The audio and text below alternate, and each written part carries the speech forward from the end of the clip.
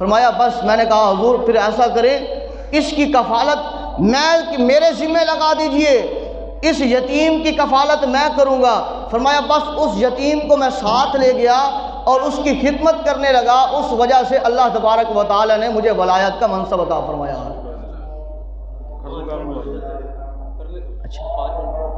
حضرت معروف کرکی رحمۃ اللہ علیہ نے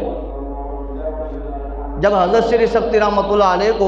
یتیم بچہ حوالے کر دیا تو معروف کرکی رحمۃ اللہ علیہ کے مطابق سری سکتی رحمۃ اللہ علیہ نے اس بچے کی پرورش کی، اسے کھلایا، اسے پلایا، اسے اچھا پہنایا، اسے تعلیم دلوائی، اس کے اوپر خرچ کیا۔ بس جب خرچ کیا تو اس یتیم بچے نے اپنے ہاتھوں کو اٹھایا، اللہ کی پاک بارگاہ سے مانگا، اللہ تیرے اس بندے نے مجھ پر کرم نوازی کی ہے، مجھ پر رحم کیا ہے، مجھ پر فضل کیا ہے، اللہ میں یتیم ہو کر تیری پاک بارگاہ میں اس کے قائم رہنے کی دعا کرتا ہوں، اللہ اسے ایمان پر قائم رکھنا اور کسی کے سامنے ذلیل نہ کرنا۔